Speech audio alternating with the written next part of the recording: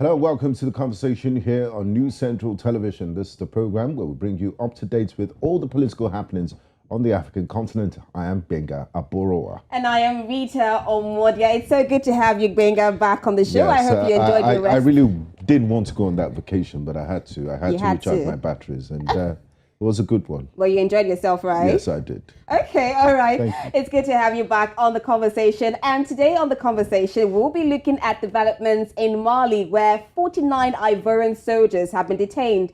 Mali's military government seized the men at Bamako airport, calling them mercenaries.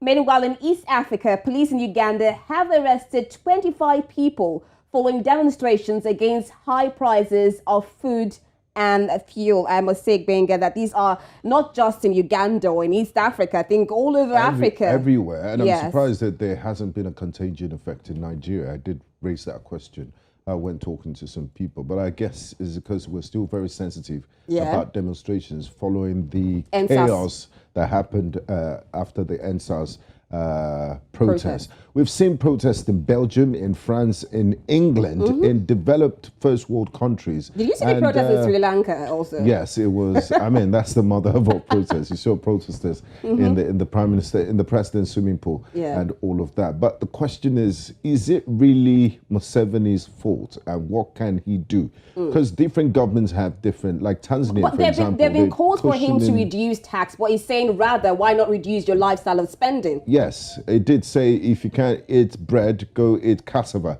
That's a famous quote from him. So the people are hungry. The price of fuel has doubled since January, and salaries aren't going up. So I know there's no justification for bad actions, but sometimes hunger can make you do the worst things that you never thought you would do. I believe most constitutions does have a guarantee of peaceful protest. So it shouldn't be criminalized. They have legitimate grounds to protest. Unless they went overboard, because there are also reports of the fact that they blocked the roads.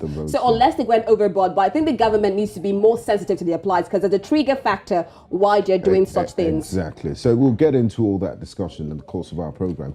But we'll go on a quick break, and when we return, we'll introduce our guests to you and get on with the program.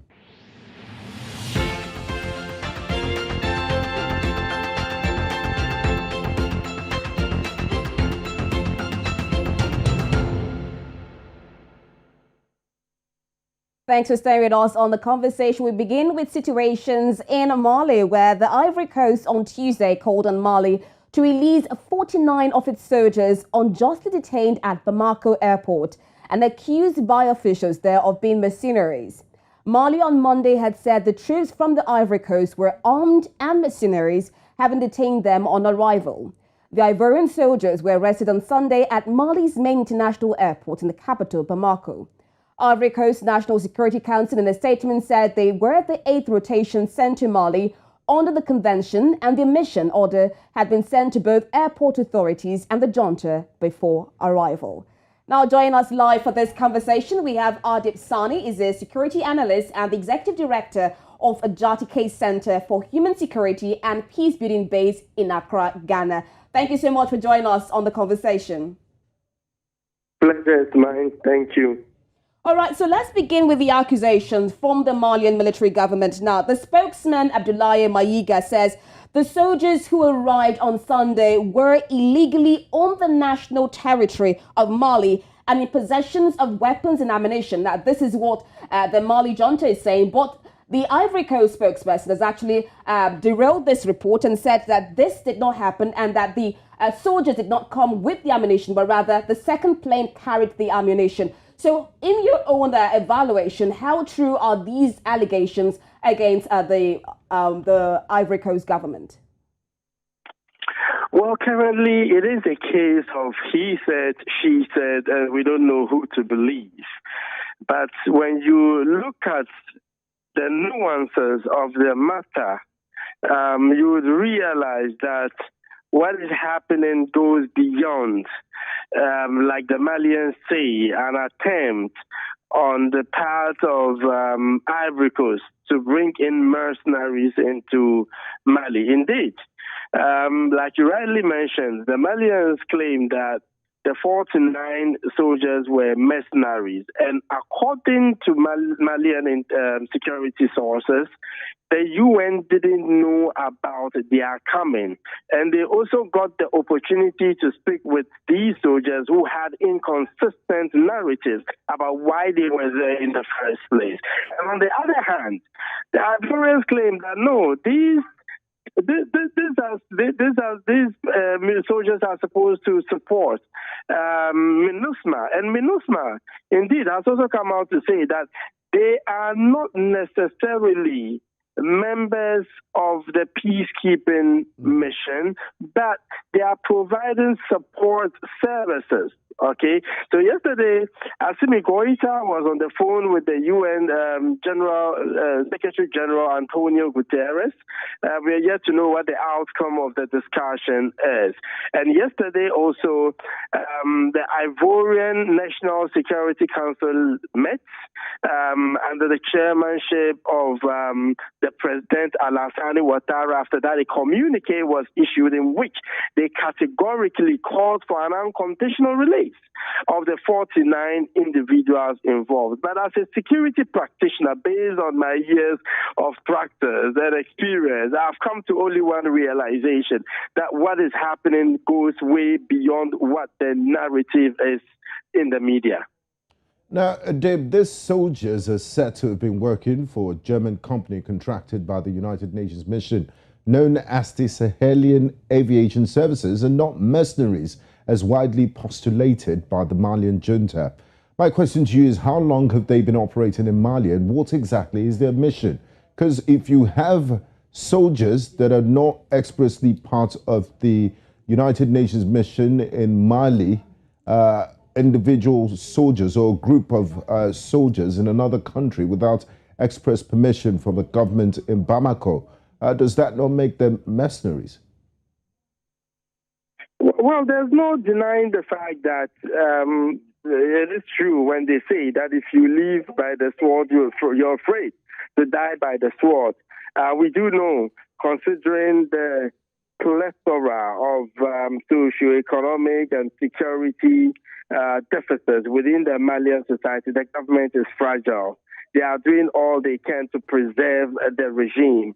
And it is quite normal for, military juntas to be paranoid, and even dictators, like it happened in 2005 July, when 44 Ghanaians and some other West Africans were killed at the orders, according to the Truth and Reconciliation Committee, in which 5 individuals in July 2019 came out to say that they had orders from Yahya Jammeh to get rid, to, so to speak, kill the individuals because they were suspected of being mercenaries, only for us later to realize that they were indeed migrants and not mercenaries. So the Malian government is doing its best to preserve the regime. But there are some complexing issues to all that is happening, okay? We do know that mostly peacekeeping missions have support systems in place, okay? Most of it perhaps are provided by private contractors, all right? So it is not surprising to have support services in this form. However, the problem could be due to miscommunication, or perhaps, like I indicated, much more complex issues, such as Ivory Coast's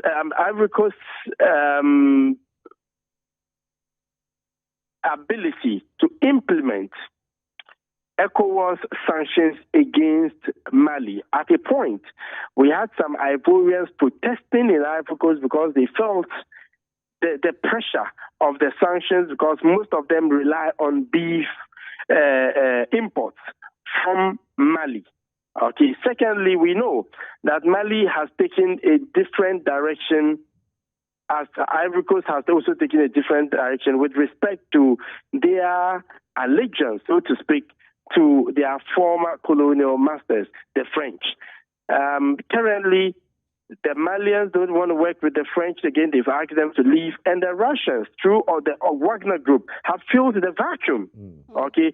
And Ivory Coast, working closely with France, is making the Malians feel uncomfortable because they know that in one way or another, the French would want to come after them. And they might want to use the Ivorians to come after them. All right. So all of these, I think, is what is adding up to, the rising tension. Okay, Adib, still on this complexity issues. Now, the Mali's military government said some of their passports indicated non-military professions and that they gave different versions of their mandate. Now, do you believe that there was a bit of administrative glitch on the part of the Ivorian government? And how long has the Sahelian aviation services been going on? Well, the services have been in place for some time now. I mean, since the deployment of MINUSMA in that area. It could be anything. I mean, it could be an administrative glitch. The Malians could have legitimate concerns, considering how deteriorated their relations with the French is now. It could also be that indeed they are there on legitimate grounds to provide services to the UN. Nobody is actually able to tell at this point in time, okay? But what I am praying happens next is for the two countries to find a way of, agreeing in principle on the matters that is currently on the table and easing the tension so it doesn't become a much more complicated diplomatic spat, especially at this time when the two countries and other West African countries are dealing with the issues of terrorism. We cannot afford to have yet another insecurity stemming from one country allegedly trying to send mercenaries into another country. So at this moment, it is safe to say that nobody really knows what the truth is. But as the days go by, based on the merit of the information that will be coming up, we will be able to make better judgments. Thank you. Looking at this diplomatic standoff between the Malian government and Ivorians, they are both part of the economic community of West African states. Mali just recently had their suspension lifted. And I'm happy that you did mention the example of Gambia and how it treated Ghanaians back a few years ago. Looking at the way things is, we hope it doesn't degenerate into a situation where there will be loss of lives. And in your analysis, you also mentioned that the Malian government will be jittery of the Ivorian presence in their country, and they will see it as a sort of Trojan horse because they're not in exactly good terms with their former colonial masters, France. My question to you is this. Is there any effort by ECOWAS to mediate this standoff and to fix the situation? And what will be the implications, the broader implications for security in the Sahel if this diplomatic standoff degenerates? Okay, so as a security practitioner, I have always called for collaboration amongst various West African nations and dealing with the spate of terrorism in the sub-region. Indeed, the splintered, disorganized approach to dealing with terrorism is what is making us not make any significant progress over the years. For example, we have quite a number of different, groupings.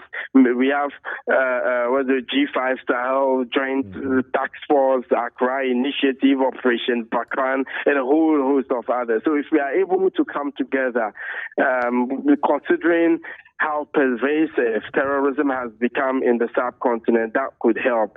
So the challenge with this would be that it's likely to create mistrust and lack of confidence between the two countries, which I must say would affect their ability to come together to counter the threat of terrorism.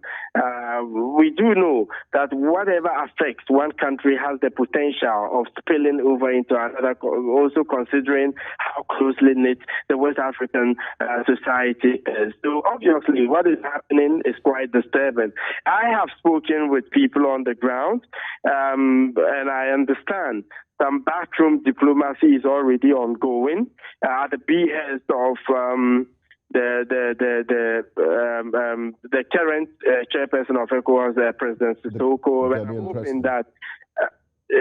hoping that something meaningful would come out of it. I also understand that the UN Secretary General is also working assiduously round the clock to ensure that this doesn't complicate and lead to a much more serious diplomatic spat between the two countries, as it would affect undeniably, our fight against terrorism in the sub-region. And this also has the potential of emboldening terrorists, because once they know that the alliances that have been put together to fight them is already developing cracks, what do you expect? I mean, that plays to their advantage, and we wouldn't want that, particularly at this time when terrorists seem to be gaining a lot of foothold and are gradually moving towards, the coastal areas, and that has made some of us in Ghana be on edge because we are largely untouched by the terrorism scourge, but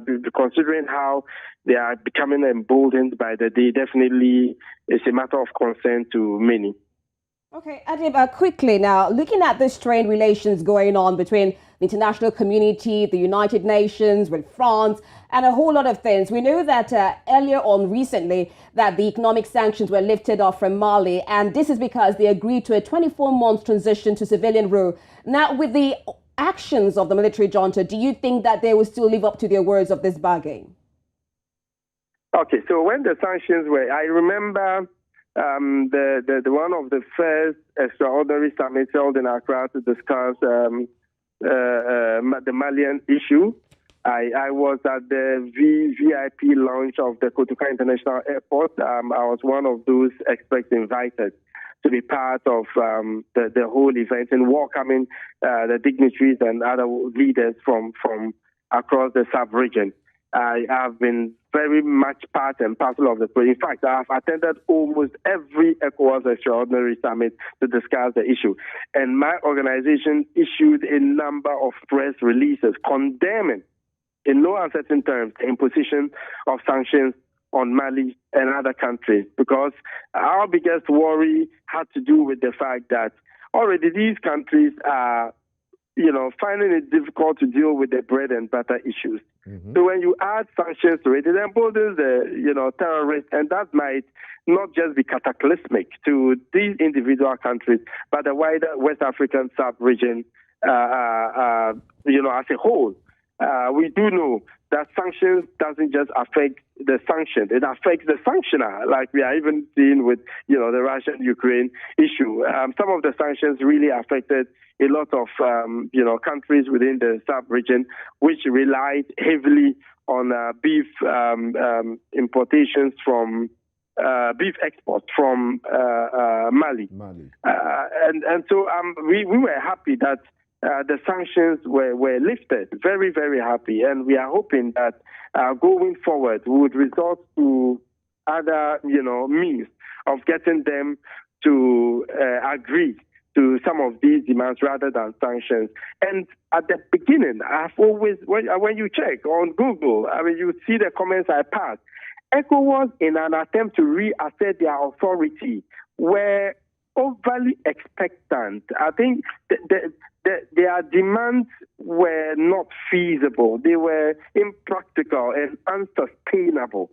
Because the solution to what is happening in Mali is not necessarily election, because we have different types of elections. Do we want a free, fair, credible election, or we just want an election? Because if you have an election without building the democratic institutions, civil society, harnessing multi-party democracy, ensuring freedom of expression, it amounts to nothing. It amounts to a complete waste of time. That is why I felt that ECOWAS was being too much in a haste, and there was the need for us to take things step by step. Now, ECOWAS has come to the realization that, hey, the sanctions regime is not the way to go, and finally have agreed to a proposal by the Malians in the first place to a 2024 timeline. And I think it's okay. By that time, we should have been able to establish the right protocols and institutional capacity on the ground to be able to bring back the country, back on track. So for me, I am very hopeful that things will change.